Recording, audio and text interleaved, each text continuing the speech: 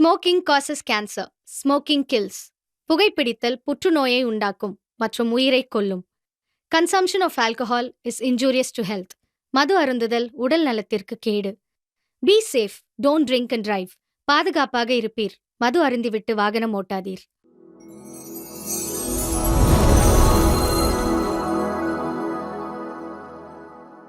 என்னப்பா இன்னும் யாரும் நம்ம சேனலை சப்ஸ்கிரைப் பண்ணலையோ?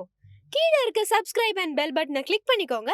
அப்போதான் நாம போடுற வீடியோ உங்களுக்கு உடனே நோட்டிஃபை ஆகும். வணக்கம் மக்களே. நம்ம கண்ணு முன்னுக்கு தினம் நடக்கிற ஒரு சம்பவம். நம்ம எல்லாருக்கும் மைண்ட் வாய்ஸ்ல மட்டும் பேசும் சில விசித்திரமான ஃபேக்டர்ஸ்க்கு பின்னாடி மறைஞ்சிருக்கிற மர்மம் என்ன? எப்பவுமே ஜாலியாக இருந்தவன் திடீர்னு ஹைப்பர் ஆக்டிவ் ஆகி சம்மந்தமே இல்லாமல் சிரிக்கிறதும் திடீர்னு கோவிச்சுக்கிறதும் மெமரி லாஸ் மாதிரி பேசிகிட்டு இருந்த விஷயத்தை பற்றி பெருசாக ஞாபகம் இல்லாத மொமெண்ட்ஸ், எப்போவுமே காலை ஸ்பீடாக ஆட்டிகிட்டே இருக்கிறது, இல்லாட்டி கை நகத்தை கடிச்சிட்டே இருக்குது, ஒரு டென்ஸ்டு மூட்லேயே இருக்கிறவங்கள பார்த்தா மனசு என்ன சொல்லும்?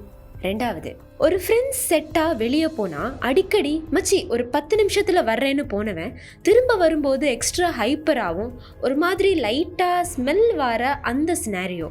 நெக்ஸ்ட்டு, ஒரு காலத்தில் ஆக்சுவலி 1 மாதத்துக்கு சிக்கன் பிரியாணி மட்டன் கறியோட 10 பரோட்டான்னு ஒரு பிடிச்சிட்டு நல்ல பிராண்டட் ட்ரெஸ்லாம் போட்டுட்டு வந்த ஒருத்தர் 1 மாதமாக எந்த ஒரு சாப்பாடும் சாப்பிடாம தலைமுடியெல்லாம் நல்லா வளர்த்து பழைய ட்ரெஸ் போட்டுட்டு ஒரு விதமாக டிஸ்டர்ப் லுக்கோடு இருக்காரு. இவனுக்கு என்ன நடந்துச்சுன்னு யோசிக்கிற தருணம்.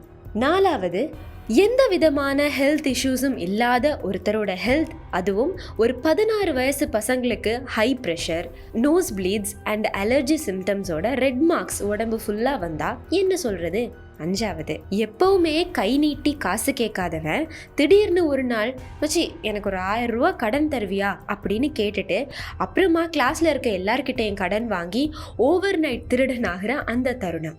அடுத்து, ஸ்கூல் பேக்கில் புக்ஸு, லஞ்ச் பாக்ஸு, ஜாமெட்ரி பாக்ஸுக்கு நடுவில் சம்மந்தமே இல்லாமல் ஒரு சின்ன பொட்டலம், அதில் ரேசர் பிளேட், சின்ன கரண்டி, புது தாள் நோட்டு, சின்ன துண்டு கிளாஸு, ஷூலேஸ்னு விசித்திரமான பொருட்களை ஒரு ஸ்கூல் போகிற பையன் பேக்கில் பார்த்தா டக்குன்னு மைண்டில் என்ன ஓடும்? அடுத்து, ஒரு காலத்தில் கோவம்னா என்னன்னே தெரியாத ஒருத்தன் தனக்கு தேவையான பணம் இல்லாட்டி அவனோட மர்மமான ஆக்டிவிட்டீஸை பற்றி நம்ம கேட்கும்போது ஒரு எக்ஸ்ட்ரீம் லெவல் அக்ரெசிவ் ஆகி நம்மளையே அட்டாக் பண்ண கூட யோசிக்காதவங்களா மாறுற மொமெண்ட்ஸ். இப்படி நல்ல ஹெல்தியாக வெல் ட்ரெஸ்டாக டிசிப்ளினாக இருந்த ஒரு சில உயிர் நண்பர்கள் திடீர்னு இப்படி மர்மமான பிஹேவியர்ஸை அடாப்ட் பண்ணி ஸ்ட்ரேஞ்சர்ஸ் ஆகிற மொமெண்ட்ஸ் இப்போ பலர் வாழ்க்கையில் நடந்துட்டு இருக்குங்க.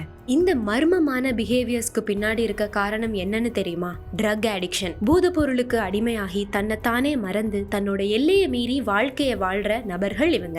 அது எப்படி சாத்தியம்? இவன் என்னோட தானே ஸ்கூலுக்கு வருவான், என் கூட தானே எல்லாமே ஷேர் பண்ணுவான், இவன் எப்படி எனக்கு கூட சொல்லாம இப்படி போதை பொருளுக்கு அடிமையாகுனான்னு பல நண்பர்கள், குடும்பத்தார்கள் யோசிக்கலாம். ஸ்கூல்ஸ், டியூஷன் கிளாஸ், பப்ஸ், பார், மளிகை சாமான் விற்கிற கடை, அப்பார்ட்மெண்ட்ஸ்னு திரும்புகிற இடம்லாம் ட்ரக் டீலிங்ஸ் பல விதத்தில் நடக்குது. எல்லாமே ஒன் டைம் ட்ரையலாக தான் ஆரம்பிக்குது. அப்புறம் நம்மளோட வாழ்க்கை நம்ம கையில் இல்லைங்க. இதை ஃபர்ஸ்ட் டைம் ட்ரை பண்ணும்போது பலருக்கு இதனோட விளைவுகள் தெரியாது. நம்மளை அறியாமல் நிறைய பேரை போதை அப்படிங்கிற வலையில் சிக்கி தவிக்க ரோலெக்ஸ் போன்ற கதாபாத்திரங்கள் பலர் உருவாகி இருக்காங்க. அவங்களோட எய்ம் சின்ன பசங்களை டார்கெட் பண்ணுறது தான். பலர் ஏற்க விரும்பாத உண்மை, போதைக்கு அடிமையாகினால் அதை விட்டு நம்ம வெளியே வர எவ்வளோ முயற்சி செஞ்சாலும் அது நம்மளை விடாது. இந்த உண்மையை பலருக்கு எடுத்து சொல்லி இந்த மெசேஜை எல்லார் கூடயும் ஷேர் பண்ணி ஒரு அவேர்னஸ் கிரியேட் பண்ணுங்க.